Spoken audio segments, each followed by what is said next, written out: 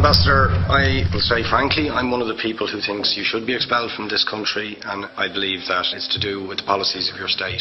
If I was Jewish and had never stepped foot in Israel, I could claim citizenship there tomorrow, but 6 million people whose origins are in what you now call Israel, who were forced out in 1947 or 48, do not have that right.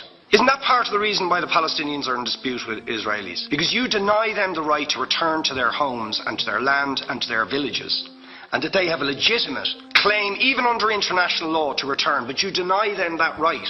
Why do you deny them that right? And why do you give that right to other people who have no connection whatsoever with the land, whether you call it Israel or whether you call it Palestine? Why do you continue to seize land, if you're serious about Oslo and the two-state solution, which under that agreement is land designated to be Palestinian land? 500,000 people, most of which has taken place since Oslo. You allow that to happen. Why do you allow it to happen? If you're serious about giving this land to the Palestinians, it's absolutely extraordinary. Are you not just taking us, Ambassador, for idiots? That you can say with a straight face, we're serious about peace, but while we're serious about peace, we're going to seize Palestinian land. And you expect the Palestinians to just sit back and do nothing about that. Now, you know what the Palestinian people have been asking for. Far less even than some people would ask for. Because I believe the whole apartheid system should be dismantled. But what they've asked for is to lift the siege of Gaza. Just to lift the siege of Gaza. Let them have an airport. Let them have ports. Let them not be dictated to by a government for whom they do not vote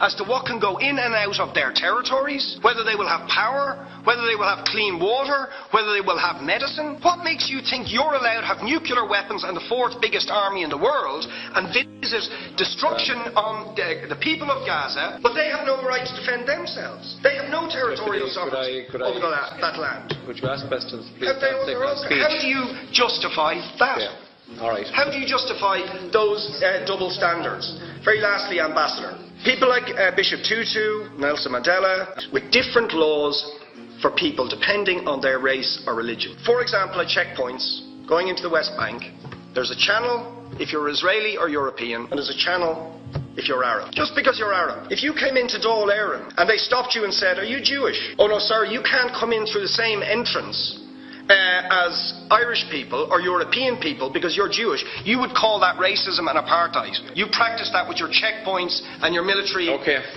barriers and your apartheid wall.